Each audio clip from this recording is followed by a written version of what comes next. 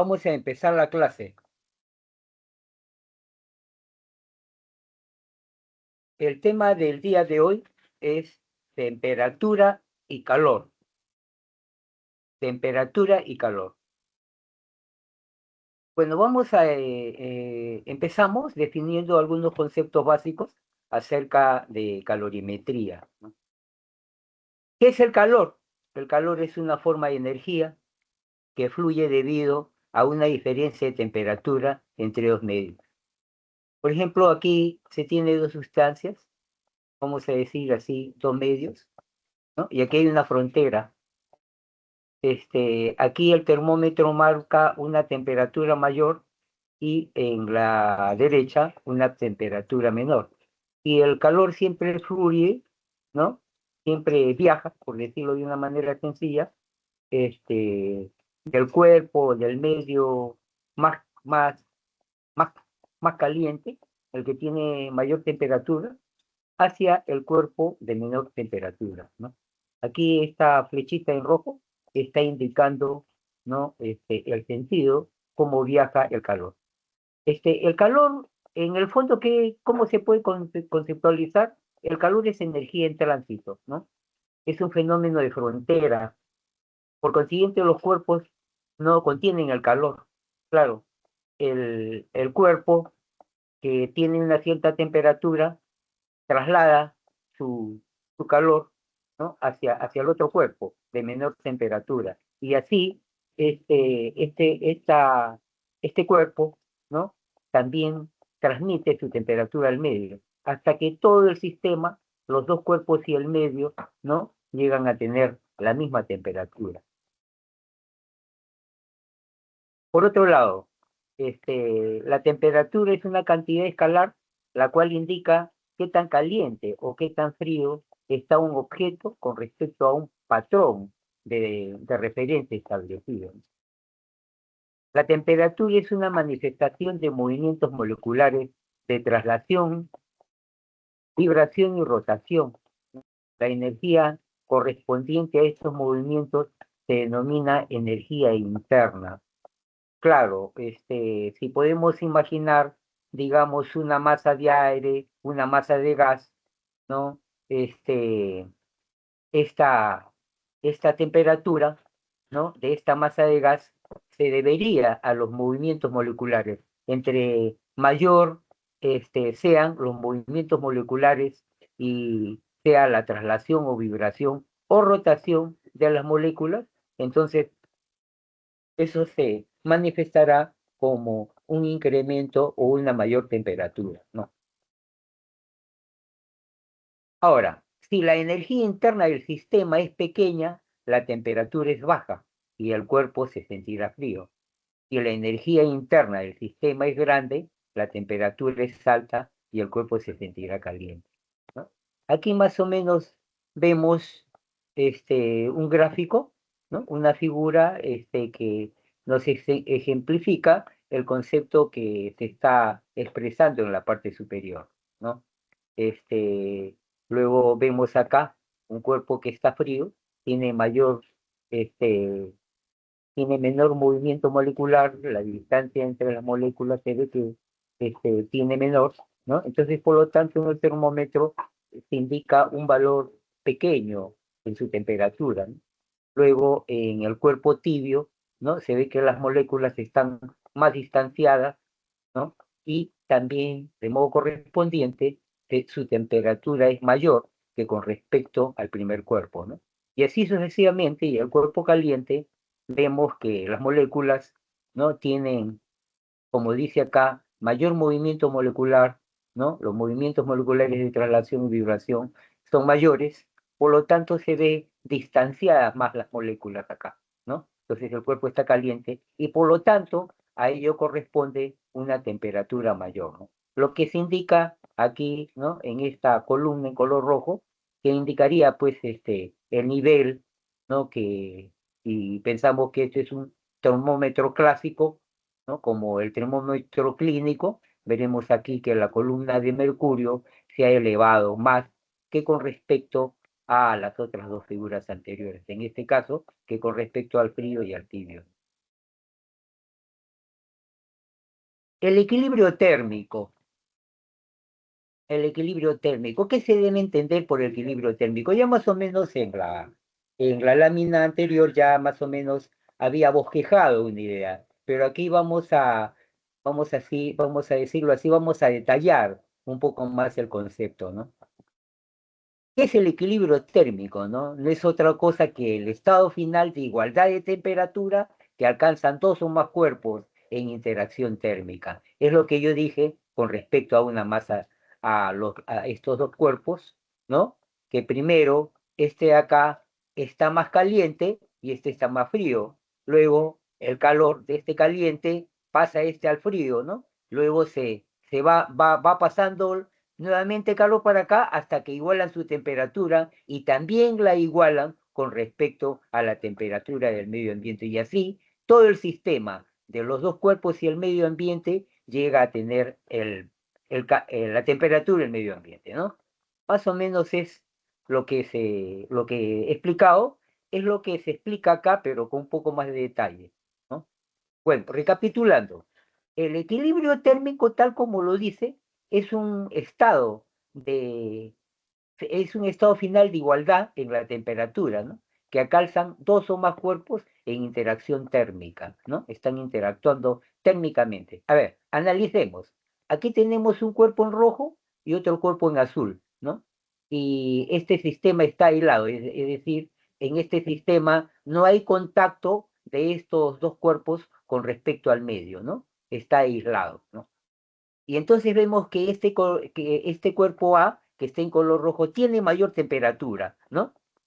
Y el cuerpo B tiene menor temperatura. El rojo representa más calor y el azul menor calor, ¿no? Y entonces aquí vemos que la temperatura de A es mayor que la temperatura de B. Ese es el estado inicial, ¿no? Luego vemos en la figura central que hay una interacción térmica. Estos dos cuerpos se ponen en contacto. Al ponerse en contacto, se va transfiriendo calor, del que tiene mayor temperatura al que tiene menor temperatura. Miren, fíjese, esta parte extrema acá está color rojo y esta está en azul. Pero acá la parte en medio es como que si se fusionase dos colores. La combinación del rojo y el azul queda como resultado el morado, ¿no? Entonces, más o menos eso es lo que se trata de describir acá, ¿no? De que en esta parte está pasando calor, se están, digamos, equilibrando, igualando, empezando a igualar las temperaturas, por decirlo de alguna manera, ¿no? Pero en realidad lo que sucede es que hay una transferencia de calor, ¿no? Del cuerpo A al cuerpo B. El estado final es de que todo el sistema ya no es ni rojo ni azul, es morado, porque ambos han llegado a un mismo estado final, ¿no? En la cual las temperaturas de A y de B son iguales, ¿no? Como para este sistema que se ejemplifica acá, está aislado del medio, entonces ya no consideramos el medio, ¿no? Porque por definición aquí el sistema estaría aislado. Eso es lo que debería entenderse como el equilibrio térmico. Este es un concepto clave, importante para al momento de analizar un sistema, ¿no? Posteriormente, esto lo vamos a ver en la parte final cuando hablemos un poco sobre el calorímetro, ¿no? Va a ser como una especie de la aplicación del equilibrio térmico. Bueno, el otro concepto que debemos revisar es la ley cero de la termodinámica, ¿no?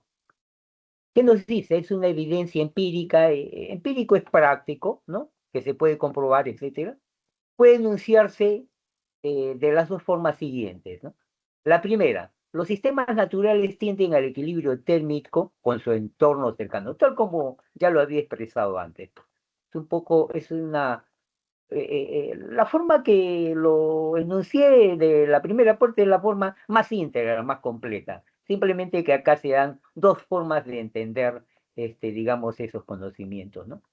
En este caso se habla de la ley cero de la termodinámica. El segundo concepto nos dice, si dos sistemas A y B se encuentran cada uno por separado en equilibrio térmico con un tercer sistema C, entonces A y C se encuentran también en equilibrio térmico. A ver, acá analizando estas figuras. A ver, aquí tengo el cuerpo A y el cuerpo C. Son dos vasos conectados, ¿no?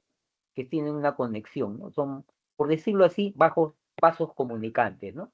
A y B, A y C son vasos comunicantes. B y C también son vasos comunicantes, ¿no? Entonces, si la temperatura del vaso A es igual a la temperatura del vaso C, y por otro lado, encontramos que la temperatura de B es igual a la temperatura de base C, entonces algo así como aplicar un principio, ¿no? De transición, ¿no?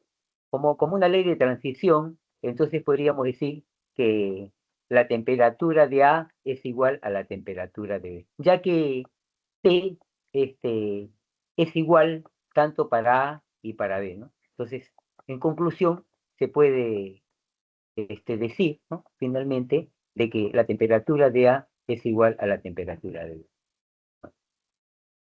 Es distintas formas como expresar la ley cero de la termodinámica, ¿no?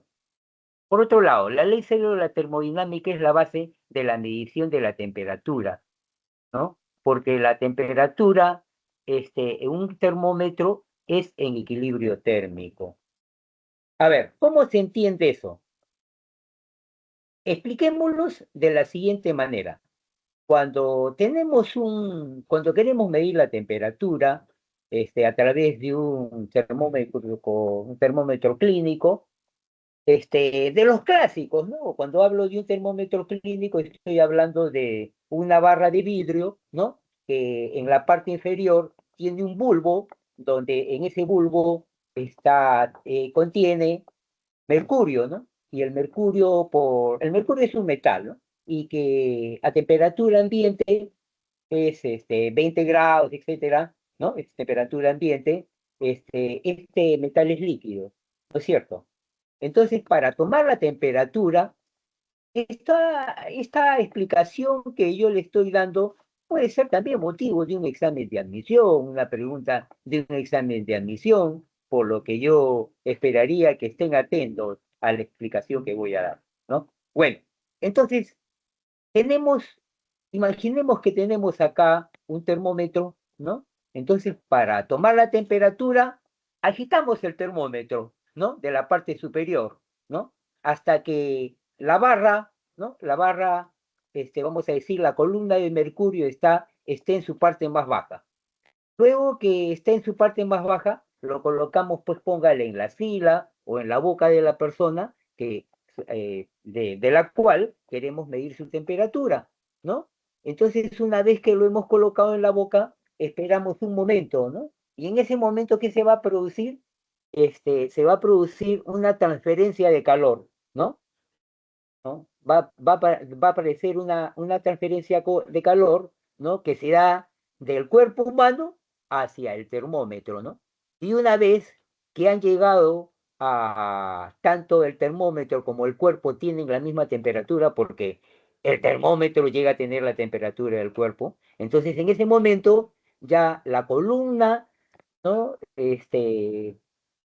La columna de mercurio dentro del termómetro mismo, ¿no? Llega a tener, póngale, un valor de 37 grados, ¿no? Entonces, hasta ese nivel, vamos a decir, no, a partir de ahí de 37 grados, no va a crecer más, no se va a elevar más la columna, porque han llegado al equilibrio térmico, ¿no? En conclusión, lo que explico es lo que dice acá, la temperatura de un termómetro es en equilibrio térmico, ¿no? Cuando la temperatura del cuerpo, ¿no? Llega, llega a la temperatura del cuerpo y la temperatura del termómetro llegan a ser las mismas y la columna de mercurio dentro del termómetro tiene un valor máximo, en este caso de 37 grados, para la temperatura normal del cuerpo humano, de una persona mayor, vamos a decirlo. Luego aquí vamos a ver el concepto de las escalas de temperatura, ¿no? El concepto de las escalas de temperatura. A ver, existen tres escalas de temperaturas comúnmente usadas en la medición de la temperatura. La escala Celsius, que se representa el grado Celsius, como una C y una especie de cerito en la parte superior izquierda, ¿no? Y la escala Fahrenheit, es debido a este físico alemán Fahrenheit, ¿no? Es otra escala. Y nuevamente aquí la forma de representar los grados Fahrenheit sería una F, ¿no? Y en la parte superior izquierda, un cerito, ¿no? Pero para la escala Kelvin, también le denomina la escala absoluta, etcétera. Solamente se representa sus grados con una K, ¿no? No llevan el cerito como en los casos anteriores, ¿no? En cada una de las escalas se usa una serie de divisiones basadas en puntos de referencia, como se muestra en la figura. Claro, a esto se refiere, ¿no? A ver, lo que voy a explicar acá es importante para que ustedes puedan resolver, resolver los problemas, ¿no? Ya que si interpretan bien correctamente esta lámina, van a poder, digamos, aplicarlo, ¿no? A los problemas que le vengan asociados a las escalas clásicas de temperatura. A ver, cuando se habla, aquí, analicemos, para empezar, los puntos de referencia, aquí dice, ¿no? Se usa una serie de divisiones, basadas en puntos de referencia. ¿Cuáles son los puntos de referencia? Analicemos. A ver, los puntos de referencia vienen a ser el cero absoluto, el punto de congelación del agua, es decir, cuando el agua se hace sólida, ¿no? Y el punto de ebullición del agua cuando el agua se hace gas, ¿no? Entonces, cada una de ellas, cada una de estas escalas, toma como referencias esos, digamos, tres puntos, ¿no? Esos tres fenómenos, por decirlo así, ¿no? El cero absoluto, donde se considera por definición como que no hay movimiento molecular. El movimiento molecular en el cuerpo se considera cero o casi cero, ¿no? Cero o casi cero. Y luego tenemos el punto de congelación del agua. Miren, fíjense que estos tres puntos también corresponden a la escala Fahrenheit, ¿no? Mientras que para la escala Celsius el cero absoluto es menos 273, para para la escala Fahrenheit es menos 460. El punto de congelación del agua en la escala Celsius, también denominada escala centígrada, es 0 grados, pero en la Fahrenheit es 32 grados, ¿no? Y aquí, este, mientras que para el punto de ebullición del agua, para la escala Celsius es 100 grados, para la Fahrenheit es 212. Y de modo equivalente podríamos citar, ¿no?, los valores de referencia para la escala Kelvin, ¿no? En este caso, para Kelvin, el punto de congelación del agua tiene el valor de 276 grados Kelvin, para el punto de congelación del agua, 273, y el cero absoluto es el cero. Por eso, a esta escala Kelvin, ya que empieza de cero, le llaman la escala absoluta, ¿no? También se le llama la escala absoluta. Este, ¿Cómo se llama? Esta lámina está relacionada con esta ecuación de acá, con esta ecuación de acá. A ver, terminemos de explicar todo lo que indica, digamos, en esta parte de la lámina, ¿no? De la figura anterior se deduce la equivalencia entre los grados. Un grado centígrado es 1,8 grados Fahrenheit, un grado Kelvin es igual a 1,8 Fahrenheit y un centígrado es igual a un grado Kelvin. Pero de esta gráfica sale esta relación de acá, ¿no? Que es denominada relaciones de conversión de temperatura, ¿no?, respecto al punto de congelación del agua, asociado a la figura anterior. La equivalencia entre los intervalos de temperatura conduce a las relaciones de proporcionalidad. A ver, para haber deducido esta fórmula, T sub C sobre 5 es igual a T sub F menos 32 sobre 9 e igual a T sub K menos 273 sobre 5. ¿Qué es lo que hemos tenido que hacer en realidad para poder llegar a ese resultado, ¿no? Lo que hacemos es sencillamente establecer proporciones, ¿no? Establecer proporciones asociadas a los segmentos, ¿no? O sea, podemos considerar, este,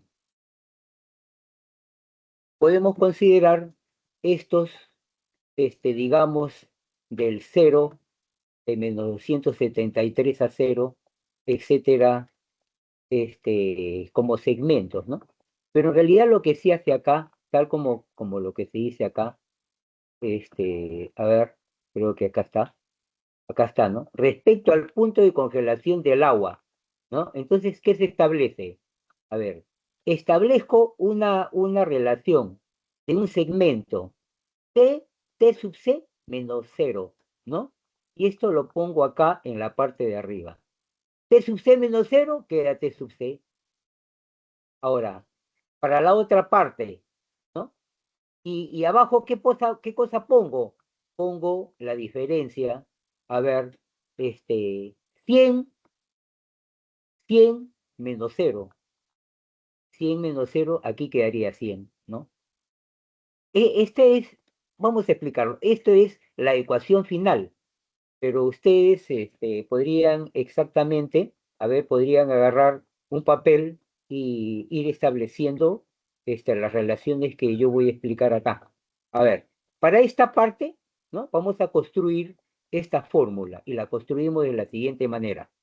El primer, vamos a decir así, el numerador, ¿no? De esta fracción se construye T sub C menos cero y se pone en la parte superior, acá, T sub C menos cero. Entonces, inicialmente, ¿qué tenemos? T sub C menos cero, solamente T sub C, porque el cero no quita ni suma, queda T sub C. Y en la parte de abajo, ¿qué cosa quedaría? Quedaría, a ver, quedaría 100 menos cero, entonces quedaría 100, ¿no? Supongamos que en este paso quede 100. Ahora analicemos en la escala Fahrenheit, ¿no? En la escala Fahrenheit hacemos una cosa similar, ¿no? Y entonces decimos acá T sub F menos 32. Y aquí está T sub F menos 32. Ahí está, ahí aparece. Y luego tenemos el segmento mayor, vamos a decir así, 212 menos 32, ¿no? Y lo ponemos acá. 180 quedaría. Y luego analizamos la escala Kelvin.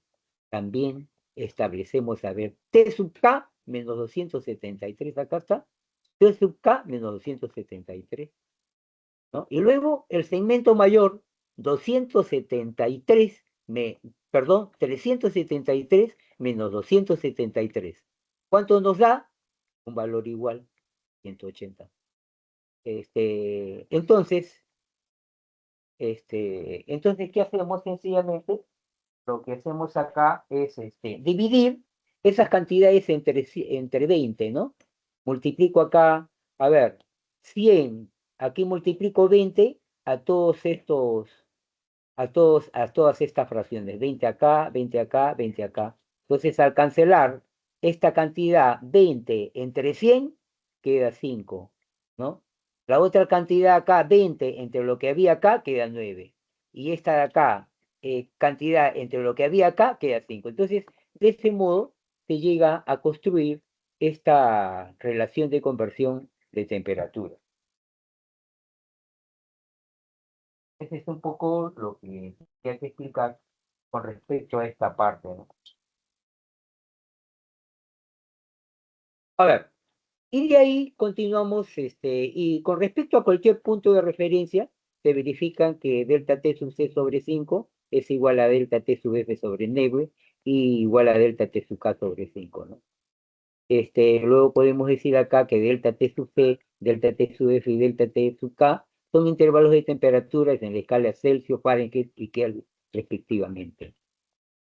Ahora vamos a hablar de otro concepto que es la dilatación térmica. Tal como lo dice el término, ¿qué cosa significa una dilatación? Es una expansión, pero una expansión que en la práctica se da en las tres dimensiones. Vale decir, todo cuerpo tiene tres dimensiones, ¿no? Largo, ancho y espesor. tiene esas tres dimensiones. Entonces, cuando se produce una dilatación térmica, se dilata tanto en su largo, en su ancho, como en su espesor, ¿no? Bueno, ¿qué nos dice en forma concreta acá? La dilatación térmica es la variación de las dimensiones de los cuerpos sólidos o la variación de su volumen que experimentan los líquidos, los gases, ¿no? O sea, la dilatación térmica es tanto para sólidos, líquidos y gases, ¿no? Para esos, para esos tres estados de los cuerpos, este, se verifica la dilatación térmica. La dilatación térmica, por decirlo así, es, aunque digamos, se verifica para los tres estados de la materia, para el sólido, líquido y gaseoso, lo podemos ver, digamos, un poco más, de una manera sencilla cuando analizamos un sólido, ¿no? A ver, dice, por ejemplo, la expansión térmica del volumen del mercurio en un termómetro permite medir la temperatura. Claro, cuando hice la explicación, de cómo se mide la temperatura, podríamos imaginar que el cuerpo le está agregando calor, le está transmitiendo calor, ¿no? ¿A qué? Al termómetro, ¿no? Entonces, el termómetro va a llegar, digamos, ¿no? Su columna va a llegar a un valor máximo, 37 grados centígrados. Pero ¿por qué se produce? Ya que inicialmente la columna de mercurio dentro del termómetro estaba a un nivel muy bajo. Entonces, ¿qué cosa es lo que ha pasado? Al agregarse calor, se ha dilatado, ¿no? Se ha dilatado el mercurio y el mercurio ha ido creciendo, ¿no? Como columna dentro del termómetro, ¿no? Entonces, por eso que inicialmente la columna de mercurio es pequeña y después llega a tener un valor máximo, en este caso, el nivel, ¿no? De la columna indicará, para el caso de la temperatura del cuerpo humano, 37 grados. Bueno, aquí tenemos más o menos lo que hemos tratado de ejemplificar, lo que se ha explicado acá, ¿no? De acuerdo a esto, ¿no? El estado inicial, tal como lo dije, que la columna de mercurio tiene un valor, póngale 20, ¿no? 20 grados, y después, supóngale que lo pusimos en contacto, este termómetro clínico, suponiendo que es un termómetro clínico, lo ponemos en contacto, ¿no? Con parte del cuerpo, en la boca, en la axila del cuerpo, etcétera, y después llega a verse, ¿no? De que la columna del mercurio ha crecido, ¿no? Ha crecido esta columna y llega a tener 40 grados. ¿Pero por qué se ha producido eso? Porque se está produciendo en realidad acá una dilatación térmica, ¿no? Bueno, esa sería la idea, ¿no? Ahora, aunque en realidad lo que se verifica en la naturaleza es la dilatación volumétrica, porque en realidad no hay cuerpo que solamente tenga una dimensión, no existe. Pero para efectos, ¿no? De explicar, ¿no? De deducir, ¿no? De analizar, entendemos que podríamos considerar una dilatación lineal. Es decir, si todo cuerpo, como indica acá esta figura, tiene un largo, ¿no? Un ancho y un espesor, vamos a analizar solamente una dimensión, ¿no? Entonces, cuando analizamos cómo se dilata el cuerpo en una sola dimensión, ¿de qué cosa estamos hablando? De la dilatación lineal, ¿no? Dilatación lineal. Ahora, ¿qué cosa dice acá? Considérese una barra de longitud L sub 0, es esta barra que tiene una temperatura inicial L sub 0, ¿no? Y esta, perdón, tiene una longitud L sub 0 y está a una temperatura inicial T sub 0, ¿no? O sea, esos son los valores tanto de longitud como de temperatura que tiene esta barra. Suponemos que es una barra metálica, ¿no? Es una barra metálica. Entonces, en un momento está a una temperatura, pequeña y después le agregamos calor, ¿no? Al agregarle calor, esto se va a dilatar. Pero como a nosotros, en realidad, se dilata, como ya lo he dicho, este es un volumen, se dilata en sus tres dimensiones. pero para efectos de análisis, solamente estamos considerando la dilatación en un solo sentido. Entonces aparece el concepto de dilatación lineal, ¿no? En la que solamente se considera una dimensión. Por eso dice acá, considérese una barra de longitud L sub 0 a temperatura T sub 0, como se muestra en la figura. Cuando una barra experimenta un aumento de temperatura delta T, el incremento de su longitud es delta L, y está dado por delta L es igual a alfa L sub 0 delta T. A ver, y esta delta L vendría a ser lo que ha crecido la barra, ¿no? Con respecto a su tamaño inicial, ¿no? De delta L.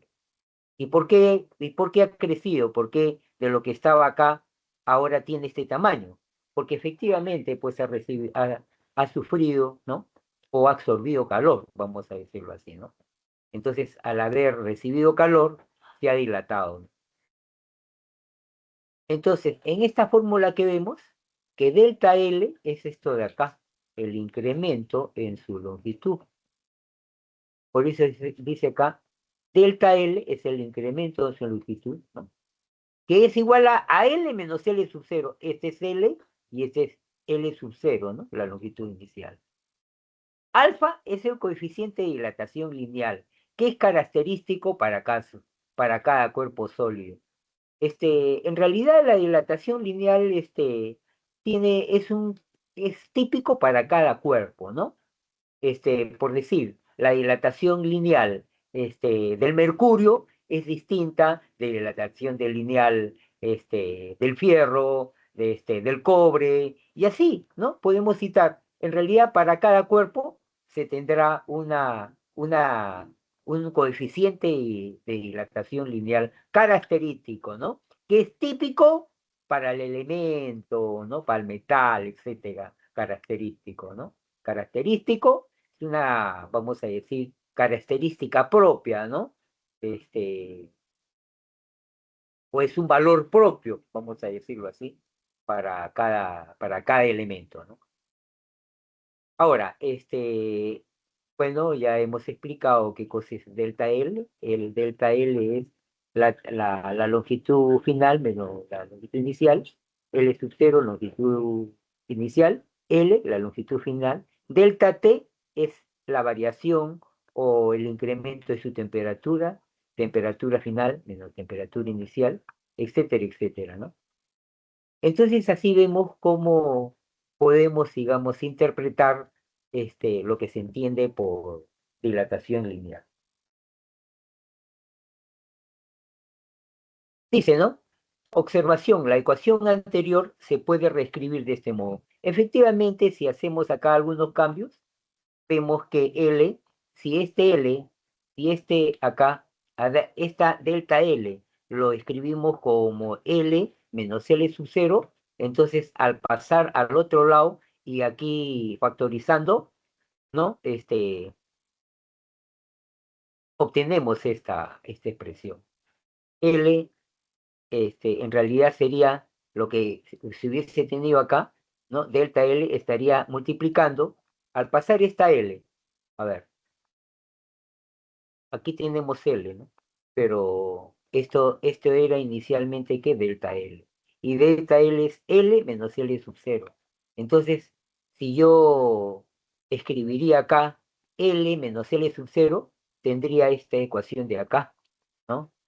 Pero si yo, digamos, hago ciertos arreglos, entonces este L sub 0, ¿con qué pasa? Con el signo cambiado, ¿no? Más L sub 0. Y aquí comienza a aparecer L. Aquí comienza a aparecer L sub 0. Entonces sería L sub 0 más L, y acá se mantendría este valor, ¿no? L sub 0, alfa, L sub 0 por delta T. Y acá está. L sub 0, ¿no? Sería alfa L sub 0 por delta T. Entonces, ya podemos ver cómo es que de esta fórmula se pasa a esta de acá, utilizando el concepto de que delta L es L menos L sub 0. Bueno, ahora entramos a lo que es la dilatación superficial. Aquí en este caso, tal como dijimos anteriormente, ya no vamos a considerar solamente una dimensión, sino consideremos, a ver, su largo y consideremos su ancho, y no su espesor, ¿no? Solamente estas dos, ¿no? Entonces, ¿qué tendríamos? A ver, consideramos su alto y consideramos su ancho, ¿no? Entonces, tendríamos como si fuese una lámina, por decirlo así, ¿no? Y una lámina, ¿qué cosa tiene? Tiene un área, ¿no? Entonces, y el área, ¿a qué está asociada? A una superficie, por eso se denomina dilatación superficial, ¿no? A ver, ¿qué cosa es lo que dice acá? A ver, considérese una placa rectangular de área inicial A sub cero a una temperatura T sub cero, es esta de acá, ¿no? A sub cero, este es el área inicial, ¿no? Que tiene una temperatura T sub cero, inicial también. Como se muestra en la figura, si la temperatura se incrementa en un valor hasta un valor final T igual más delta T, el área final tendrá el área final A será A sub cero más delta A, ¿no? ¿No? Eh, y se demuestra que la dilatación superficial delta A está dada por esta ecuación. Delta A es igual a 2 veces alfa A sub cero delta T, ¿no? La explicación es una explicación similar a la que di acá, ¿no? Con la única consideración de que aquí yo no hablamos de una sola dimensión, sino hablamos de dos dimensiones. Las dos dimensiones corresponden a una superficie, por supuesto. Ahora, por otro lado, esta ecuación con respecto a la dilatación superficial, aquí vemos 2 veces alfa. ¿Por qué? Porque se está considerando que el coeficiente, ¿no? de dilatación lineal, ¿no? Coeficiente de dilatación lineal está afectando en esta figura en dos dimensiones. Afecta su alto como afecta su ancho. Por eso que aquí este, aquí aparece, ¿no? 2 veces el valor, ¿no? De el coeficiente de dilatación lineal. Y bueno, y esta sería, vamos a decir así, la lámina, que ha cambiado tanto en su largo, acá en su largo, ¿no? Como en su ancho, ahí está. Y ha crecido todo esto que está acá. Y esto podríamos escribirlo como A, ¿no? Primero es A sub cero y luego el área final sería A, ¿no? Que es igual a A sub cero más delta A. Y este es delta A lo que ha crecido. Y el estado final de temperatura sería T, que sería la temperatura inicial más el incremento de temperatura, ¿no? Y bueno, la misma explicación que se dio para la fórmula del coeficiente para la dilatación, ¿no? La fórmula de la dilatación lineal es la misma explicación que se puede dar con respecto a, a la dilatación superficial. Entonces, si se hace ciertos cambios, ¿no? Se llega a expresar de esta manera. O también de esta, ya que delta T se puede escribir como T menos T sub cero. Finalmente llegamos a la dilatación volumétrica, que eso sí es una dilatación real, ¿no? Porque todo cuerpo tiene un largo, un ancho y un espesor, ¿no? Todo cuerpo tiene eso, ¿no? Eso lo explicamos, eso seguramente también lo ha debido explicar su profesor en todo anteriormente, ¿no? Que todos los cuerpos en realidad tienen tres dimensiones. Ese concepto de que todo cuerpo tiene tres dimensiones, un largo y ancho y espesor, también va a ser clave para entender posteriormente en el capítulo final, donde se estudia física moderna, y vamos a interpretar de alguna manera los volúmenes y vamos a considerar que una de las dimensiones, la cuarta dimensión, es el tiempo acá. Una dimensión sería el largo, la otra dimensión sería el ancho y la otra dimensión sería el espesor. Pero les adelanto, ¿no? Según Einstein, a partir de acá saldría otra dimensión, ¿no? A partir de esta esquinita, ¿no? Y esta esquinita sería, por eso, según lo que dice Einstein, la cuarta dimensión es el tiempo. Bueno, ese es un poco como adelantándoles un poco el concepto, ¿no? Que me permitió hacer eso un poco reafirmar, ¿no? Nuevamente, de que en la naturaleza todo cuerpo tiene tres dimensiones. Bueno, en específico, dilatación volumétrica, ¿qué nos dice? Considérese un bloque rectangular de volumen inicial B sub 0 a temperatura T sub 0, ¿no? Como se muestra en la figura, acá está, la figura, ¿no? Y vemos que tiene un determinado largo, un determinado ancho y un determinado espesor. Y está a una temperatura inicial T sub 0, pero después que se le ha agregado calor, ¿no? Se le ha sometido al calor, este cuerpo ha variado, ¿no? Ha variado su volumen, vale decir, ha variado en cada una de sus dimensiones. Y esto realmente era inicialmente su longitud, ahora está más grande. Y este era su ancho, ¿no? Ahora está más grande, está. Y si era su espesor, ahí está también. Y este era su espesor inicial, aquí está más grande. En conclusión, la dilatación volumétrica está asociada al cambio o al incremento en cada una de sus dimensiones, ¿no? Por eso se denomina dilatación volumétrica, ¿no? Entonces, recapitulando, considérese un bloque rectangular de volumen inicial B sub 0 a temperatura T sub 0, como se muestra en la figura.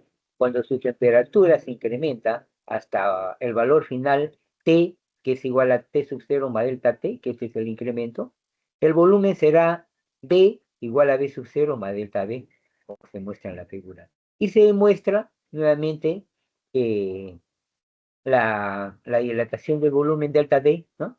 Aquí se trata de la dilatación del volumen, la dilatación volumétrica, ¿no? Es igual acá 3 veces alfa, ¿no? ¿Por qué aparece 3 veces el coeficiente de dilatación lineal? Nuevamente, porque todo cuerpo de Theones tiene tres dimensiones, ¿no? Entonces habría que considerar que cada dimensión estaría afectada por el coeficiente de dilatación lineal. Por eso aparece acá 3 veces alfa, ¿no? Y delta B, ¿no? Se podrá escribir finalmente como 3 veces alfa, B sub 0, la temperatura inicial, más el incremento de temperatura, delta T, ¿no? Y delta T es igual a T menos T sub 0, ¿no? Que es la temperatura inicial. De lo cual se deduce este valor con respecto a esta fórmula, que es la explicación similar a la que di anteriormente. Y de acá, también de esta se pasa a esta, cuando se considera que delta T es T menos T sub 0. Finalmente, podemos decir así, que aquí esta fórmula de acá, a ver, esta fórmula de acá, esta fórmula acá, delta B, dice, en los fluidos y los gases, como no tienen forma definida, solo se estudia la dilatación volumétrica, ¿no? Entonces, delta B sería, en lugar de considerar en esta ecuación, a ver, en lugar de considerar acá 3 veces el coeficiente de dilatación lineal, se considera el valor beta. Entonces podemos escribir, ¿no? De que 3 veces alfa es igual a beta, ¿no? Y la ecuación es la misma que la primera de acá. Si pongo acá beta, entonces delta B, ¿cómo queda definido? Como delta B es igual a beta B sub 0 delta T, ¿no? Acá está. En lugar de tener 3 alfa, tengo beta. Entonces que queda como delta B, B sub 0 delta T. Y se obtiene esta fórmula, donde beta es el coeficiente de dilatación volumétrico. Pero ya saben ya de que el coeficiente, 3 veces el coeficiente de dilatación lineal correspondería al valor beta, ¿no? Bueno, aquí luego entramos al concepto de cantidad de calor, ¿no? La cantidad de calor se simboliza por delta Q. Esta letra que parece un triángulo es la letra griega, que significa incremento, variación, etcétera, etcétera, ¿no? Es una diferencia entre las cantidades de calor. Pero se expresa así, pues, como delta Q. La cantidad de calor se expresa como una variación, la variación de calor que ha tenido en un momento inicial un cuerpo y después va a tener en otro momento otro calor, ¿no? Entonces, ¿qué nos dice? La ecuación, la cantidad de calor, este, hablando de la cantidad de calor, la ecuación que determina la cantidad de calor absorbida o liberada delta Q por una sustancia para aumentar o disminuir su temperatura está por delta Q, cantidad de calor, es igual a C sub E, M delta T, ¿no? Donde C sub E es el calor específico de la sustancia, ¿no? M, la masa de la sustancia, y delta T es el incremento de la temperatura. Temperatura final menos temperatura inicial, ¿no es cierto? Y aquí podríamos escribir, ¿no? Podemos recordar esta fórmula diciendo delta Q es igual a C mat. A ver, C mat, ¿no? Esta la podríamos considerarlo para efectos mnemotécnicos como que si esto fuese una A, para poderlo recordar solamente, ¿no? Pero efectos mnemotécnicos, para no estar pensando en otra cosa, tener una forma como expresarlo y recordarlo. A ver, delta Q igual C mat, ¿no? ¿Y qué significa? Que la variación de calor, ¿no? La cantidad de calor en consecuencia es igual a C sub B, el calor específico de la sustancia, por la masa de la sustancia, por el incremento de su temperatura. Ahora, nuevamente, el calor específico también es propio o característico de cada sustancia, ¿no?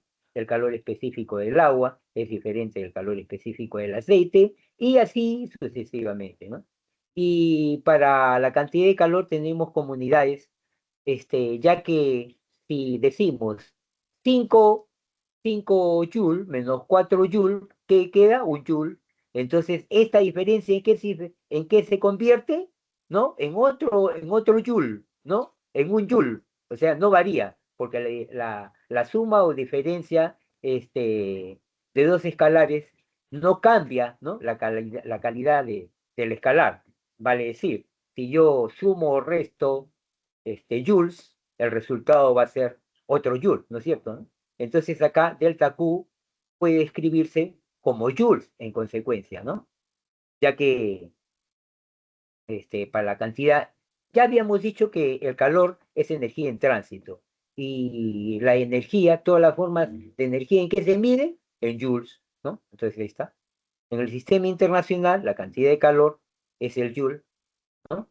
Y lo cual se representa ya, como sabemos, pues, por una letra J. Bueno, aquí tenemos otra lámina. Dice, la unidad clásica del calor se llama caloría, ¿no? Y se define una caloría como la cantidad de calor necesaria para elevar la temperatura de 1 gramo de agua en 1 grado centígrado, ¿no? Esto podría ser algo así como un típico calorímetro. A veces nos marea, nos confunde. ¿Qué debemos entender por calorímetro? Calorímetro ya después lo vamos a ver posteriormente de repente en una lámina. Pero les voy adelantando, un calorímetro no es otra cosa que un recipiente al cual se le ha agregado este, un termómetro y un agitador, ¿no? Eso es todo, y está cerrado en la parte superior, ¿no? Para que cualquier, digamos, cambio que pueda haber en el sistema, ya sea agua o mezcla de agua con hielo o lo que se quiera, esté, digamos, ¿cómo se decía? Hermético, ¿no? Por decirlo de una manera, no puede escapar materia. Bueno, también a veces tienen un blindaje, ¿no? Para aislar el calorímetro del medio ambiente para que no pierda calor. En este caso, aquí se ha dibujado un vaso, ¿no? Que se le está agregando calor, ¿no? Y comienza a aumentar su temperatura, ¿no? Dice, si la masa de un kilo, si la masa es de 1 kilogramo, la cantidad de calor necesaria será 1 kilocaloría, ¿no? Claro, en lugar de, en lugar de hablar, este, en lugar de hablar de acá de 1 gramo, este, para elevar 1 gramo de agua en 1 grado centígrado se necesita 1 caloría, ¿no? Y acá, como estamos hablando de 1 kilo, entonces tendríamos que hablar de 1 caloría, ¿no? Entonces, 1 kilocaloría será la energía para elevar 1 kilogramo de agua, este, en 1 grado de temperatura, ¿no? Aquí tenemos el calor específico. El calor específico es característico de cada sustancia, ya lo había dicho anteriormente, y su valor depende de la fase de la sustancia, ¿no? Para el agua en fase líquida y en fase sólida, el hielo, estos son valores. El calor específico del agua es una caloría sobre grados centígrados y es igual a 1 kilocaloría sobre kilogramo grado centígrado. Y para el hielo tiene un valor menor su calor específico, 0,5 calorías sobre gramo grado centígrado y es equivalente a 0,5 kilocalorías sobre kilogramo grado centígrado. Si el sistema absorbe el calor, ¿no? Entonces el calor es mayor que cero. Y si el sistema libera calor, entonces delta Q, ¿no? La cantidad de calor es menor que cero. Experimentalmente ¿no? Dice, ¿no? Experimentalmente se demuestra que cuando 1 gramo de agua recibe un trabajo mecánico de 18 joules, se incrementa su temperatura de 1 grado centígrado. Este resultado se llama el equivalente mecánico del calor, ¿no? Y conduce a esta equivalencia, que una caloría es igual a 1,18 joules o 1 joule a 0,4 calorías. ¿Qué significa? Que si estamos hablando en un momento de calor, ¿no? En realidad, cuando se habla de un trabajo mecánico o de la energía mecánica, eso lo expresamos en joules, pero cuando hablamos de calor, ¿no? La unidad es la caloría. Entonces, podemos igualar, ¿no? Una caloría a 4,18 joules, ¿no? Y a esta equivalencia se le denomina el equivalente mecánico de calor, ¿no? Eso es todo lo que se debe considerar, ¿no? Ahora luego tenemos este otro concepto, la capacidad calorífica C, ¿no? Indica que la cantidad de calor absorbido y liberado por una sustancia en un intervalo de temperatura se expresa así, cantidad de calor sobre el intervalo de temperatura, ¿no? Y esto que está acá es esto que está acá, ¿no? Cantidad de calor delta Q y delta T es el intervalo de temperatura. Pero C, la cantidad de calor, ¿no? O la capacidad calorífica, perdón, la capacidad calorífica, es eso, ¿no? La cantidad de calor entre el intervalo de temperatura, pero también se puede escribir como M por C sub E, ¿no? Donde M es la masa y C sub E es el calor específico de la sustancia, ¿no? Las unidades de la capacidad calorífica C son, a ver, para el calor, ¿no? El incremento de calor, la cantidad de calor, los joules, y para la temperatura, los Kelvin, ¿no? K, ¿no? O también se puede escribir como una caloría, ¿no? Como para la cantidad de calor y 1 grado centígrado para el incremento de su temperatura, ¿no? A ver, la capacidad calorífica depende de la masa, de la sustancia y del calor específico. Ya lo había explicado antes, ¿no? Por ejemplo, a mayor masa de una sustancia, mayor será la cantidad de calor que absorbe para elevar su temperatura 1 grado centígrado, ¿no? Esto ya lo habíamos explicado, ¿no? El calor latente es un concepto clave que debemos entender, ¿no? A ver, indica la cantidad de calor mínima que debe suministrarse o sustraerse a la unidad de masa de una sustancia para que cambie de fase a la misma temperatura. Esto lo podemos ver acá, creo, ¿no? Mire, fíjese, para aclarar, ¿no? El agua puede estar en sus 3 estados: sólido, líquido o gaseoso, ¿no? Aquí en este gráfico vemos de que este es el cero, esta es una escala que va, aquí tiene más valores, ¿no? No se ha graficado, pero se empieza en cero, ¿no? O sea, tiene valores bajo cero y valores encima del cero, ¿no? De 100 y hasta un poco más. Pero lo que se quiere decir acá, que el agua, en realidad, y en general todos los elementos en la naturaleza pueden estar en estos 3 estados: sólido, líquido o gaseoso. Eso se cumple para todos los elementos de la tabla periódica, ¿no? A los gases también, cuando se les enfría, ¿no? Se convierten en sólidos, ¿no? Por experimentos en el laboratorio condiciones especiales se puede lograr eso. Bueno, ese es otro tema. Lo que se trata de explicar acá es el cambio de estado. A ver, interpretando esto primero expliquemos esto para que puedan interpretar lo que viene, ¿no? Lo anterior, ¿no? Me he salteado eso nada más para explicar este detalle. Entonces, ¿qué cosa vemos acá, jóvenes? Vemos que inicialmente tenemos a ver agua en estado sólido, hielo, ¿no? Se le está agregando calor, ¿no?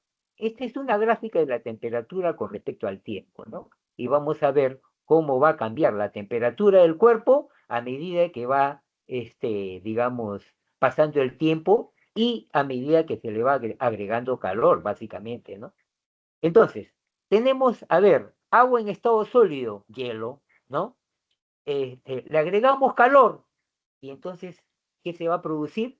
Se va a producir agua, ¿no?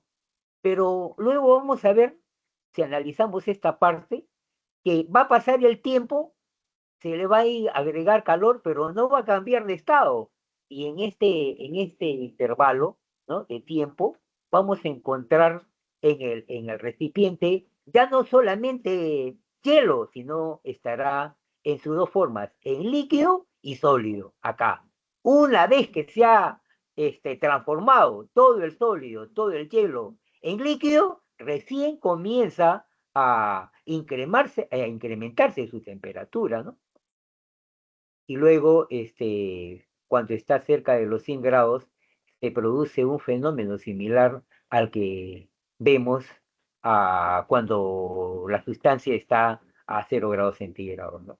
Entonces, alrededor de los 100 grados centígrados que se ve, de que el agua que inicialmente está en forma líquida, después se ve que en el recipiente encontramos líquido y gas, ¿no? Líquido y gas. Y no es sino hasta que, vamos a decir así, todo el líquido se transforma en gas, es que comienza a elevarse su temperatura, ¿no? La temperatura ya de esta masa, pero ya se ve como gas, ¿no? ¿Qué significa eso, jóvenes? De que en la práctica, para convertir una determinada cantidad de hielo, necesitaremos un calor, primero, para llevarlo de menos 10 grados centígrados a cero, ¿no? Y el otro para transformar, vamos a decir, de fase, de líquido a sólido, o perdón, de sólido a líquido, pero a un mismo nivel de temperatura. Y entonces aquí viene el concepto que faltó explicar, esta parte de acá, el calor latente. ¿Qué se debe entender por calor latente? Indica la cantidad de calor mínima que debe suministrarse a la unidad de masa de una sustancia para que cambie de fase. Vale decir, como en el caso que hemos explicado, la fase podríamos entender como el estado. Está entre comillas, vamos a decirlo así, ¿no? De la fase líquida perdón, de la fase sólida a la fase líquida, ¿qué tendremos que incrementar? ¿No? Tendremos que agregarle calor y ese calor se denomina calor latente, ¿no? Es la cantidad mínima de energía o de calor que debe suministrarse para cambiar, ¿no? La fase, el estado de una sustancia a una misma temperatura, tal como veíamos acá, ¿no? Se va a cambiar de fase, ¿no? De sólido a líquido, pero ¿a qué? A un mismo nivel de temperatura, 0 grados centígrados. Y un fenómeno parecido o similar se presenta cuando está alrededor de los 100 grados. Para grabar esta lámina, ¿no? Para tratar ¿no? Aprovechando que ya estamos acá, el cambio de estado, ¿no? Del sólido a líquido se llama fusión, ¿no? El cambio de estado de líquido a sólido se llama vaporización. Y aquí al contrario, el cambio de estado de líquido a sólido se llama solidificación. Acá no está puesto, pero ya lo entienden, ¿no? Ya lo entienden. Es el proceso inverso, que es de líquido a sólido. Y acá, el paso contrario de gas a líquido se llama condensación. Bueno, jóvenes, acabamos esta parte, ¿no? Entonces, eso es lo que se debe entender en realidad por el calor latente, ¿ya? Entonces, el calor latente se puede escribir como delta Q sobre M, ¿no? Delta Q sobre M. ¿Y qué cosa es delta Q? Delta Q no es otra cosa que la cantidad de calor y M la masa. Por eso acá las unidades son los julios sobre kilogramos, o los kilogramos, o las kilocalorías sobre kilogramos. Luego, es un sistema, pero pasemos acá a lo más importante, ¿no? El calor latente, el calor latente L es característico de cada sustancia, ¿no? Y su valor depende del cambio de fase de la sustancia. El calor latente en el cambio de fase del agua, ¿no? De fusión o de solidificación, es decir, fusión es cuando se convierte de sólido a líquido, ¿no? Entonces, para convertir, ¿no? Aquí se pone, y aquí lo ven a entender. Aquí tenemos un recipiente que tiene 1 kilogramo de agua, pero en forma de hielo. Para pasar esta cantidad de masa, 1 kilogramo de agua, que es hielo, ¿no? A líquido, necesitamos más 80 kilocalorías. Ahí está. Y esta agua va a aparecer ¿a qué? Va a ser la misma masa, ¿no? Lo que era hielo, ahora se verá como masa de agua, pero estará ¿qué? A 0 grados centígrados. Y para pasar en el proceso inverso de líquido a sólido, tendremos que quitarle calor, ¿no? Menos 80 calorías. A eso se refiere. Y este es en el paso de qué? Tanto para la fusión y la solidificación.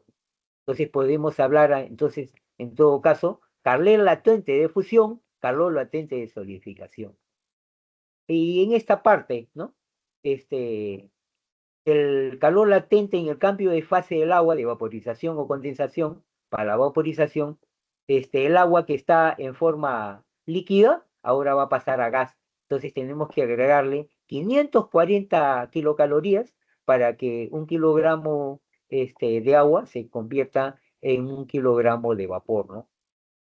Y para lograr el proceso inverso, para condensar, es decir, para llevarlo de vapor a agua, que se llama condensación, tenemos que quitarle calor, ¿no? Al vapor, ¿no? Y ese tiene el valor de menos 540 kilocalorías. Bueno, esto yo lo expliqué. Finalmente quedaría explicar el principio de calorimetría, ¿no? En principio, esta es la fórmula que se utiliza, ¿no? Que el calor ganado es igual al calor perdido. Es decir, algo así como el calor que cosa es energía, y la energía no se crea ni se destruye, solamente se transforma, ¿no? Lo que aquí, si yo junto, ¿no? Debido a lo que ya habíamos hablado inicialmente, si un recipiente yo pongo, a ver, agua líquida y agua sólida, ¿qué va a pasar? Al final ambos van a llegar al equilibrio térmico, ¿no? ¿Y cuál será el estado final? De que el hielo se habrá convertido en líquido, todo el hielo se habrá convertido. Entonces, toda la masa aparecerá como líquida, ¿no? Entonces, ¿qué significa? Que el calor ganado por el hielo es igual al calor perdido, ¿no? Por el agua, ¿no? Y al final llegan a un equilibrio térmico, ¿no? Una temperatura, vamos a decir así, intermedia, ¿no? En conclusión, ¿no? El principio de calorimetría que nos dice, ¿no? Es un requerimiento del principio de conservación de energía que se verifica en un recinto térmicamente aislado y se expresa de la siguiente manera. En una interacción térmica de dos o más sustancias, la cantidad de calor ganado por una o varias de ellas es igual a la cantidad de calor perdido por las restantes, ¿no? Y se expresa delta Q ganado más delta Q perdido es igual a cero, pues porque no se crea ni se destruye, ¿no? Solamente se transforma. Lo que el hielo ha ganado en calor es el calor que ha perdido el agua, ¿no? Bueno, y esto vendría a ser, pues, un calorímetro, ¿no? Lo que les había explicado, ¿no? Es un recinto, tiene un termómetro acá, ahí está la mezcla, un agitador, y aquí tiene el vaso adelante. Bueno, jóvenes, inmediatamente pasamos a la resolución de los problemas. A ver, aquí, ¿qué tenemos? Tenemos, se construye un termómetro con una mezcla, perdón, se construye un termómetro con una escala denominada X, de modo que el punto de congelación del agua corresponde a menos 20 grados X, ¿no? Y el punto de ebullición a 180 grados X. Dice, ¿a qué temperatura en la escala X corresponde, o qué temperatura en la escala X corresponde a 20 grados centígrados? Bueno, lo que se hace acá es la explicación que yo hice en un momento, ¿no? Cuando hablé sobre las escalas. A ver, esto lo podemos ver, creo, en esta lámina, a ver. Acá está un poquito mejor deducido el tema.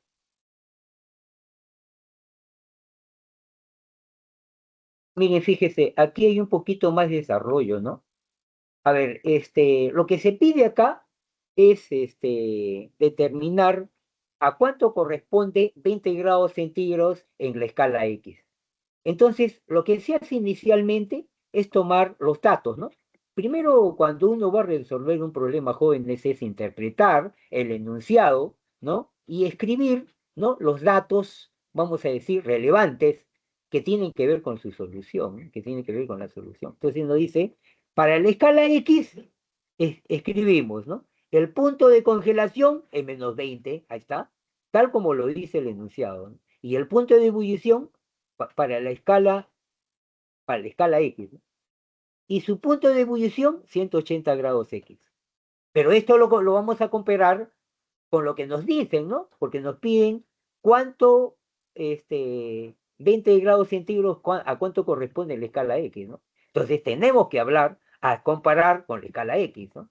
Y también decimos ahí que el punto de congelación del agua es 0 grados en la escala centígrada, ¿no? Y el punto de ebullición 100. Entonces, construimos la escala, ¿no? Aquí tenemos la escala centígrada, y aquí tenemos, voy a agrandar un poquito más, y aquí tenemos la escala X. Entonces, establecemos la proporción. El segmento menor, a ver, T sub X menos 0, acá está, T sub X menos 0. El segmento mayor, 100 menos 0, acá está. Y para la escala X, ¿no? El segmento menor, T sub X menos 20, acá está.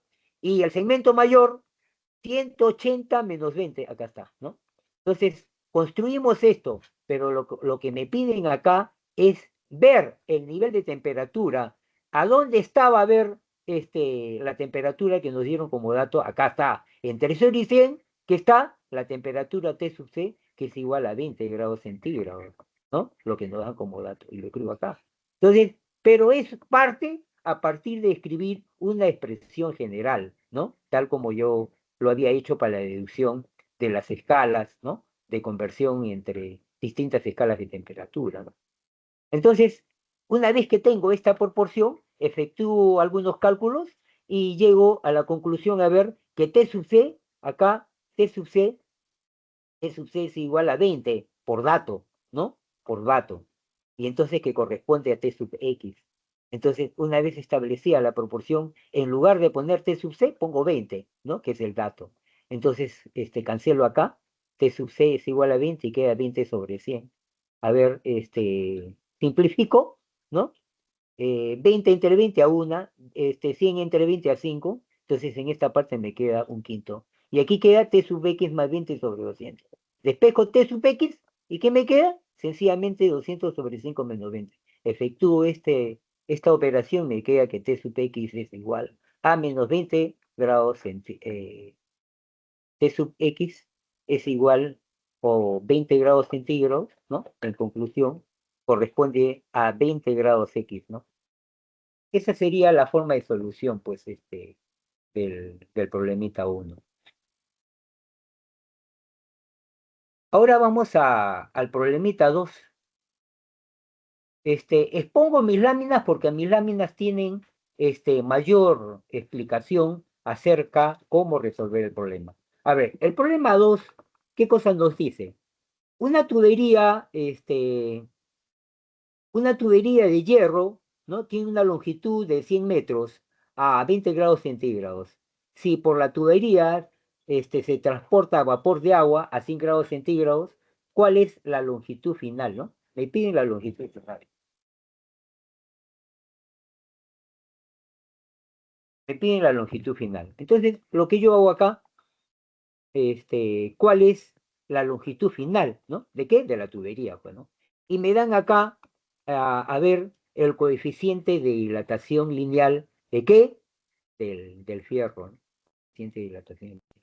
Porque me piden la longitud, pues, o sea, se supone de que era lógico pensar, si estamos hablando de una tubería que es metal y le agregamos calor, ¿qué va a suceder? Se va a dilatar.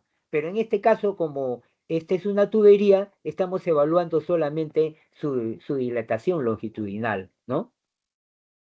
O lo que llamaríamos en otros términos su dilatación lineal, ¿no? Entonces, lo primero que haríamos es un poco establecer los datos, ¿no? A ver, para la longitud, ¿no? Inicial tenemos 100 metros, ¿no? Para una temperatura T sub 0 igual a 20 grados. Y para una temperatura de 100 grados, ¿a qué tamaño, ¿no? ¿Qué tamaño tiene, ¿no? La tubería, ¿no? Y sabiendo de que el coeficiente de dilatación del fierro es igual a 12 por 10 a la menos 6 grados centígrados a lo menos 1. Como insumos teóricos, ¿qué necesito yo? Escribir el coeficiente de dilatación lineal. Ahí está. Delta L es igual a alfa L sub 0 delta T. Y utilizar o recordar este resultado, ¿no? Que delta L es L menos L sub 0. Entonces acá empezamos por hacer un gráfico, ¿no? Que nos va a ayudar a interpretar los datos del problema. Y decimos acá, este es en su estado inicial, estaba a 20 grados centígrados y su longitud era L sub 0, ¿no? Igual aquí a 100 metros. Y esto es cuánto ha crecido después que se le agregó calor delta L. Y el estado final será que la longitud será L y el cuerpo estará a una temperatura mayor. T sub 0, que sería 20, ¿no? Y el estado final sería 100 grados de temperatura. Acá está. Entonces T sub 0 o T es igual a T sub 0 más delta T, que es igual a 100 grados. Lo único que utilizaría nada más es la fórmula, esta de acá, ¿está? Utilizo la fórmula delta L, ¿no? Delta L, coloco acá los datos para 12 por 10 a la menos 6, el coeficiente de dilatación lineal del fierro, ¿no? Para delta L, 10 al cuadrado, que es igual a 100, y para el incremento de temperatura de 100, T menos T sub 0, que es 100 menos 20 grados, ¿no? Entonces, efectúo operaciones, hago los cálculos correspondientes, ¿no? Y utilizo que delta L, llego a este resultado. Delta L es esto, ¿no? Pero delta L, ¿cómo se podía escribir? Delta L se puede escribir como L sub 0 más el incremento, ¿no? ¿No? Más su incremento, acá está, pues. Acá está. Delta L, delta L, ¿qué cosa es? L menos L sub 0, ¿no? Pero si yo escribo de otra manera, acá, delta L es L menos L sub 0, pero L sub 0 lo pongo, paso al otro lado con el signo cambiado, entonces acá aparece como L sub 0. Entonces L sub 0 es 100 y delta L es lo que hemos calculado, 0.96. En conclusión, la longitud final de la tubería sería los 100 metros, ¿no? Más 0.96 metros. La sumo y queda que la longitud sería 100.096 metros y la respuesta es la B. Continuamos con el problemita 3.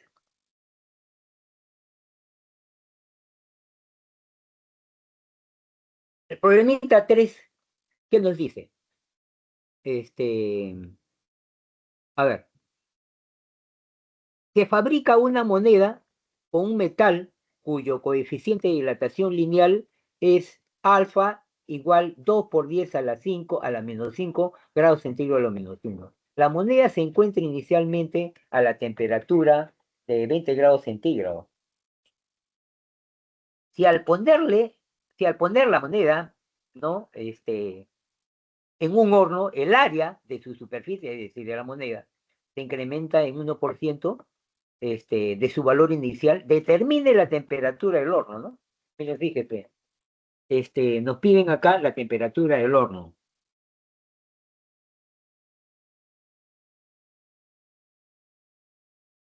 Entonces, lo que hacemos inicialmente es, como en toda solución, interpretar el problema y describir sus datos, ¿no? Los datos, digamos, los más relevantes, los que tienen que ver con su solución, porque a veces sucede de que nos dan más datos, ¿no? Esa es una técnica también un poco para, vamos a decir, para medir ahí cuánto ustedes interpretan, ¿no? Del enunciado del problema, ¿no? Entonces solamente tienen que escribir acá los datos que son útiles para la resolución del problema, ¿no? Y encontramos el coeficiente de dilatación lineal, ¿no? La temperatura inicial de la moneda, el área inicial, ¿no?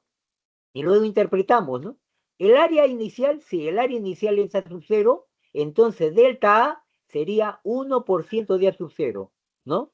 Y eso sería 1%, ¿cómo se puede escribir? Como 1/100, ahí está, esto es lo que yo puedo escribir. Y lo que me piden acá es la temperatura del horno. ¿Qué necesitamos como, vamos a decir, insumos teóricos? El coeficiente de dilatación lineal, ¿no? Básicamente. Y recordar que delta T es T menos T sub cero, ¿no? La temperatura final menos la temperatura inicial. Entonces, partimos de acá de 1, ya que lo que nos piden acá es la temperatura final del horno, ¿no? La temperatura del horno. Entonces, de acá, a ver, escribimos, miren, fíjense, primero se desarrolla el resultado, primero en forma algebraica, ¿no? Se pone la fórmula, este insumo teórico, por eso decimos de acá de 1, de la ecuación 1, está, de 1. Entonces vamos disgregando, ¿no? La expresión delta A es igual a 2 veces alfa A sub 0, y este delta, ¿cómo se puede escribir? T menos T sub 0. Y entonces de acá ya tengo todo, pues. Lo único que me faltaría es despejar T, ¿no? Ya que la temperatura inicial es conocida, que es 20. Y si yo reemplazo acá, a ver, digo, en lugar de poner delta A, ¿qué cosa pongo? Pongo el equivalente, pues, 1/100, ¿no? Porque se ha incrementado, perdón, el área en 1%, ¿no? De su área inicial. Ahí está. Entonces, en lugar de poner delta A, pongo A sub 0/100, ¿no? Que es lo que se ha incrementado, ¿no? Delta A, ¿no? Y acá, lo que correspondería nada más es poner los valores, ¿no? De los datos. A ver, 2 por 10 a la menos 5 corresponde al coeficiente de dilatación, ¿no? Lineal. Acá A sub 0, ¿no? Porque acá está A sub 0. Y delta T, el incremento o la variación de la temperatura, ¿no?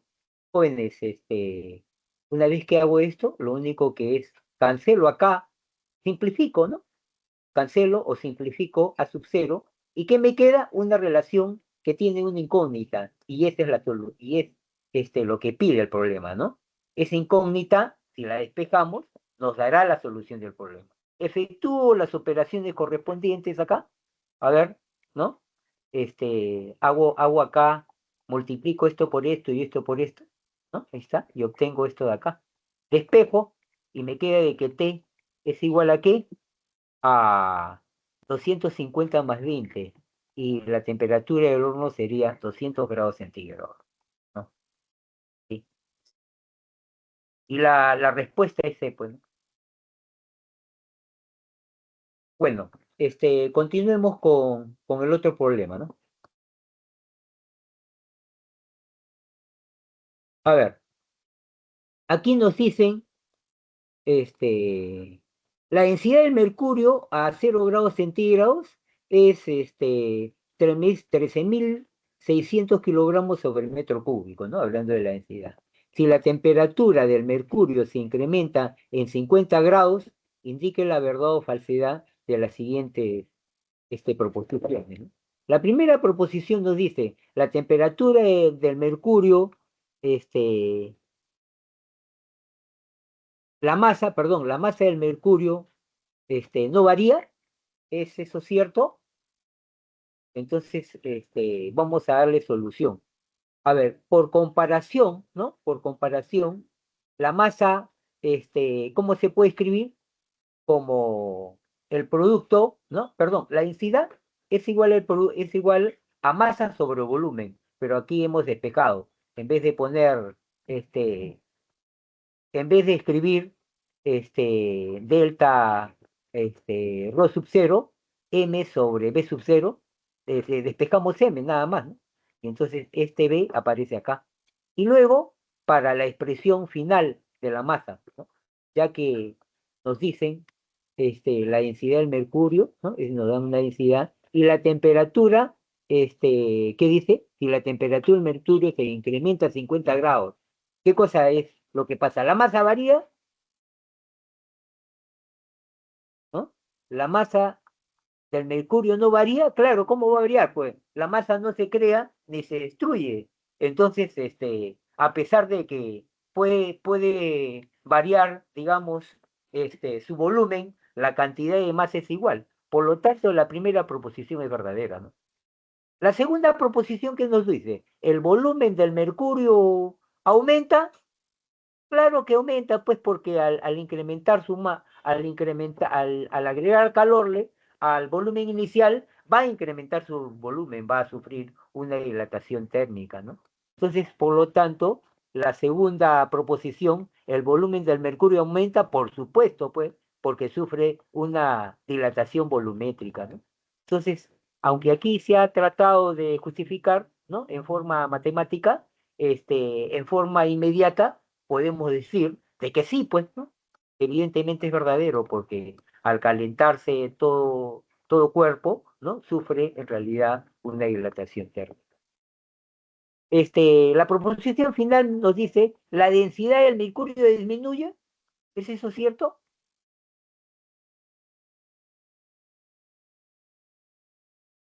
A ver. La densidad del mercurio disminuye. A ver, ¿qué decimos? Si se ha incrementado su volumen, ¿no? Entonces, la relación, ya que la densidad es masa sobre volumen, claro, disminuirá su densidad, ¿no? Disminuirá su densidad. Es algo así, en otras palabras, ¿no? Para que lo entiendan de modo más natural. Si yo tengo una masa de gas, por decirlo así, ¿no? Si yo la caliento, ¿qué se va a producir? Se va a producir que va a haber una expansión volumétrica, pero su masa se va a mantener constante. Y si yo relaciono ahora un volumen mayor para una masa igual, el resultado sería como dividir esta misma masa, pero entre un número mayor, un volumen mayor. En consecuencia, sí, efectivamente, pues, ¿no? Cuando se calienta, disminuirá su densidad, ¿no? Y aquí tenemos, haciendo los cálculos, ¿no? Acá está, ¿no? Este es para la expresión, ¿no? De la densidad del mercurio, se puede expresar de esta manera, y se efectúan digamos, cálculos correspondientes, llego que efectivamente que esta cantidad es mayor, ¿no? Que esta de acá, que la inicial, ¿no? Entonces, sería, como dije en un momento, tener una misma masa, pero con un volumen mayor. En consecuencia, ese quebrado será menor y por lo tanto la densidad será menor, ¿no? Lo que nos dice que sí, pues, evidentemente, la tercera proposición también es verdadera.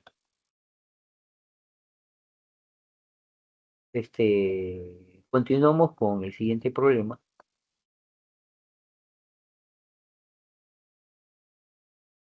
A ver, este es el problemita 5.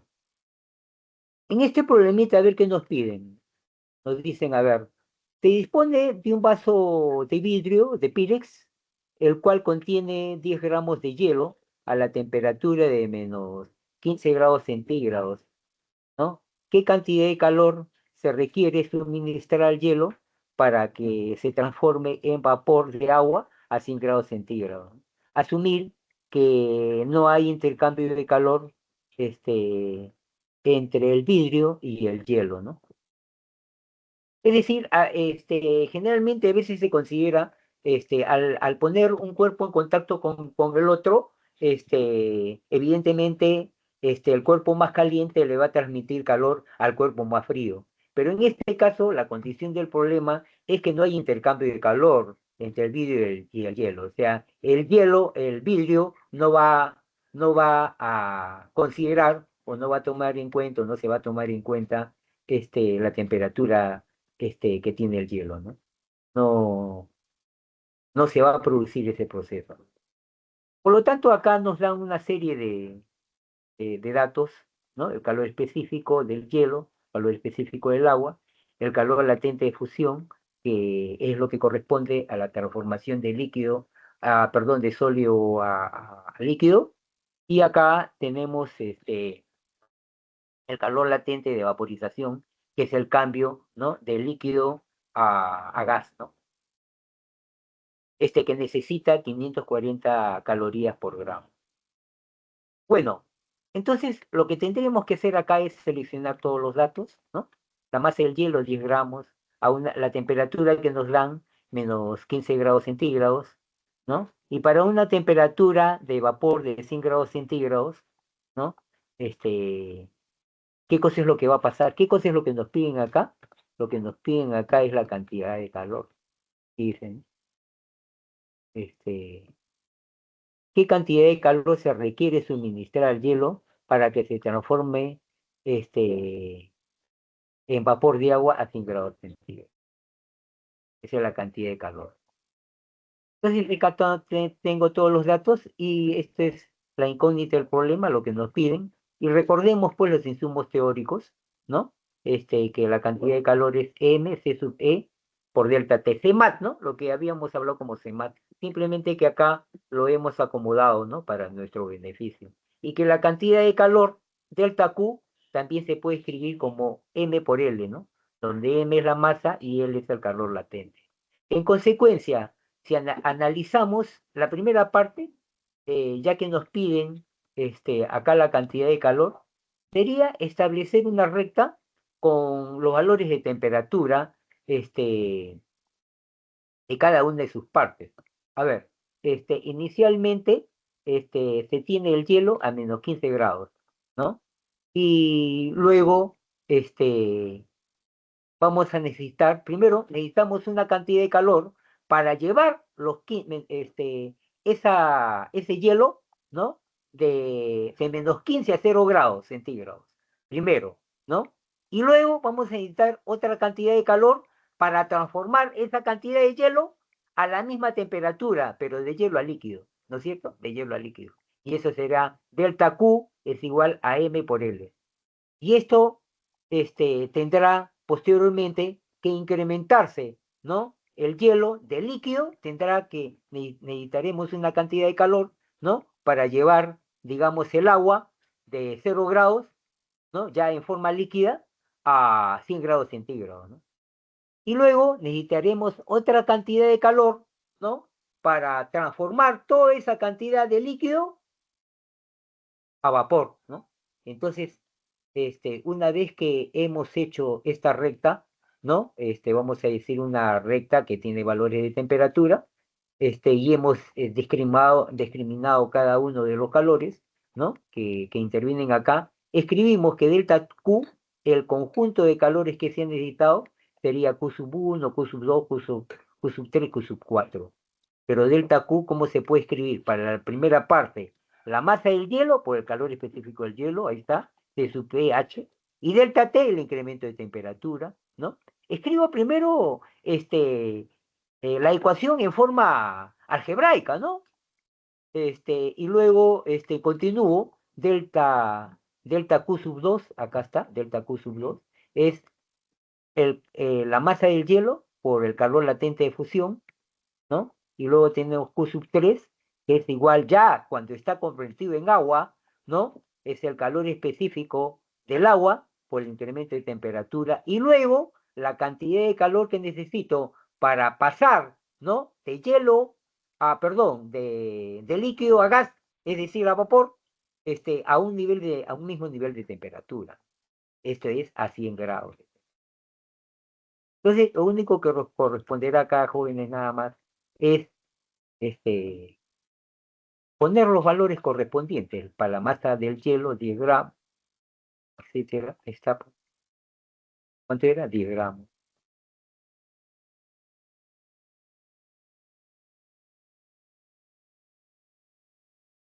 ¿Qué más tenemos? Sustituimos pues los valores, ¿no?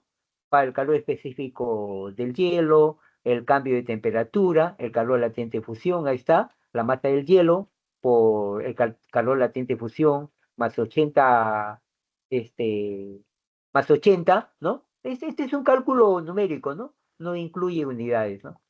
Y para la masa del agua igual es la misma, ¿no? 10 gramos, calor específico del agua, el incremento de temperatura, ¿está? Cómo varió la temperatura. Y luego la cantidad de calor, ¿no? Que aparece como la masa del agua o el calor específico del agua, ¿no? Y que es la cantidad de calor que se necesita para transformar esa 10 gramos de agua, en vapor. Efectuamos las operaciones correspondientes y encontramos que lo que nos piden, delta Q, es igual a 7.275 calorías, ¿no? Esa es la cantidad de calor que se necesita para hacer todo este proceso, ¿no? Llevarlo de menos 15 grados, ¿no? A 100 grados centígrados. Bueno, eso es lo que corresponde al problema 5.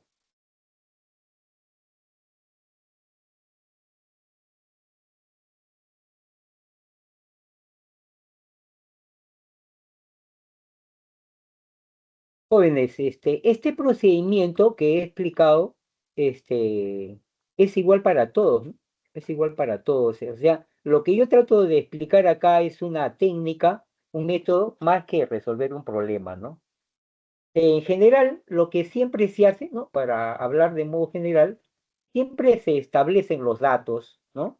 Luego se construye una recta, ¿no? Donde se incluyen los valores de temperatura que se verifiquen en el proceso, ¿no? Y luego se establecen los distintos calores que se van a necesitar para realizar las transformaciones, ¿no? Cada una de las transformaciones. A ver, creo que en este, ¿cómo se llama? Problema quedamos, ¿no? No queda más tiempo. Bueno, antes, a ver, ¿qué cosa es lo que nos dice acá? Los estudiantes de un laboratorio de física desean determinar experimentalmente el calor específico de un metal. Para ello se calienta un trozo de metal, de masa 200 gramos a 100 grados centígrados. Luego se introduce cuidadosamente el trozo en un vaso de aluminio, de un calorímetro, ¿no? Que contiene 289 gramos de agua a 20 grados centígrados, como se muestra en la figura. Y la temperatura final de la mezcla es 25 grados, la masa del vaso es 50 gramos. ¿Cuál es el calor específico del trozo del metal, ¿no? Entonces me dan los datos, el calor específico del agua, el calor específico del aluminio, es decir, el vaso, ¿no? Del calorímetro. Y luego aquí escribimos todos los datos correspondientes, ¿no? Ahí está. Y en esta parte, nuevamente, hacemos, ¿no? Una deducción.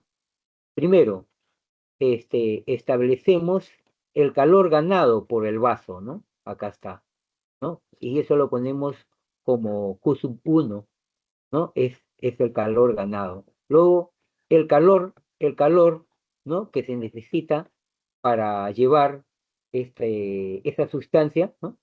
Este, de 20 grados a 25 grados centígrados. Y luego, el calor perdido, que es la masa de agua, ¿no? Que estaba a 100 grados centígrados. Lo que nos piden acá, ¿no? Lo que nos piden acá, a ver, ¿qué cosa es lo que nos piden? Nos piden el calor específico del metal, ¿no? Calor específico del metal. Entonces, a ver, se me ha ido la figura. Este, a ver, entonces, lo que hago acá es construir, ¿no? Los calores, ¿no? Entonces acá digo, ¿no? El calor ganado por el agua, el calor ganado por el vaso y el calor perdido por el metal, porque el calor está caliente, ¿no? El metal está caliente. Entonces, en una parte aparece como el calor ganado es igual al calor perdido, ¿no? Pero si yo sumo esos dos calores, es igual cero, ¿no? Porque la energía no se crea ni se destruye. Luego, se especifica el calor para el agua, ¿no? La cantidad de calor, delta Q, ¿no? Y ese es igual a la masa del agua, calor específico del agua, por el cambio de temperatura del agua. Luego, equivalente para el vaso, Y luego, para el metal, ¿no? Expresamos acá, sustituimos los valores dados acá, y luego obtenemos la solución del problema. Aquí está. El calor específico del metal es 0,0 calorías sobre gramos grados centígrados.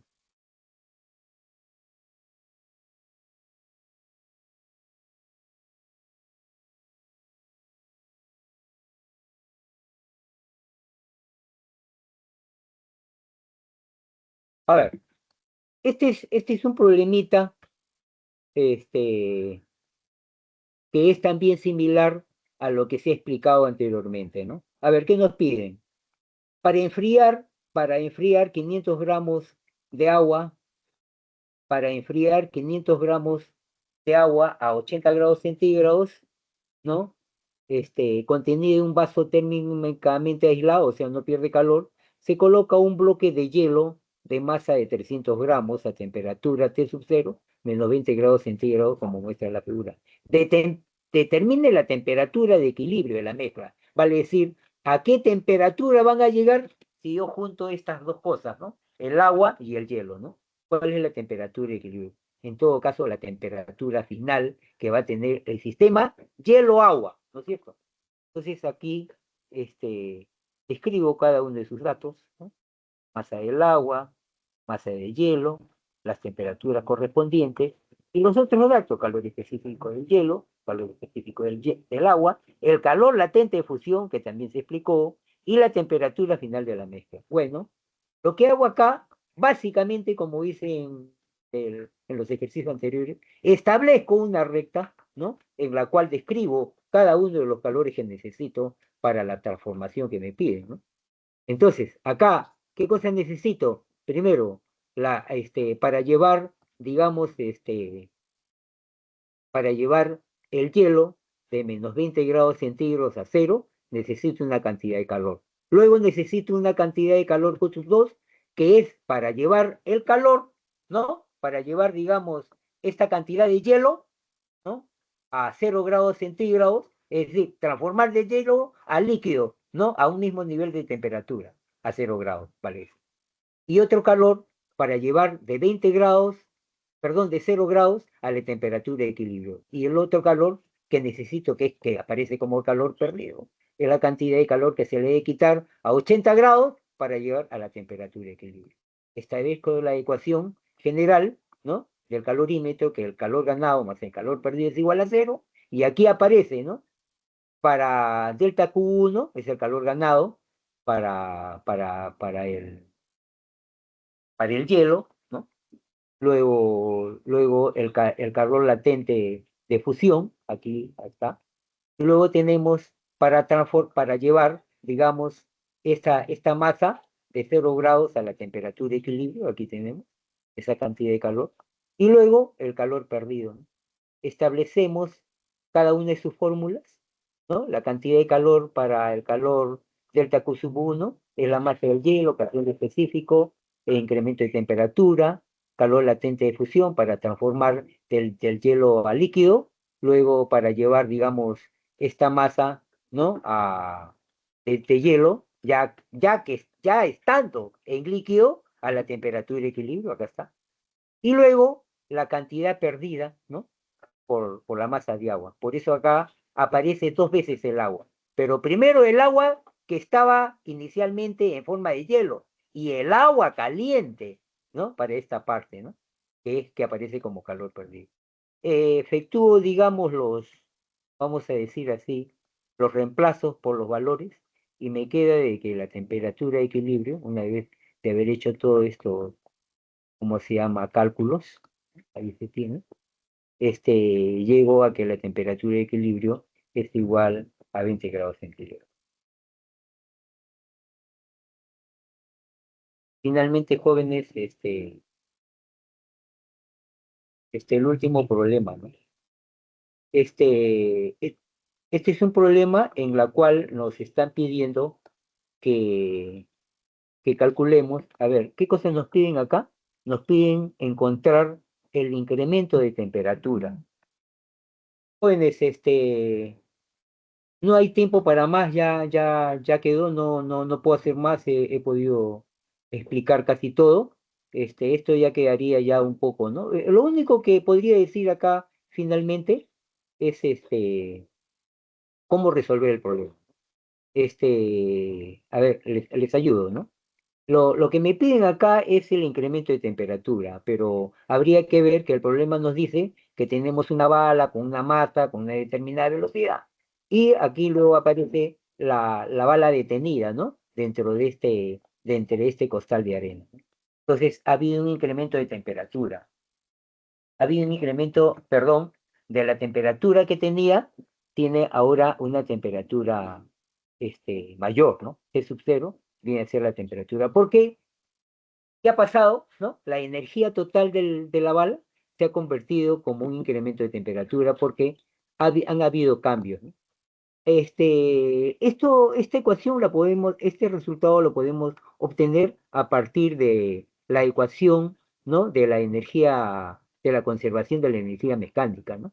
La energía mecánica en un proceso donde hay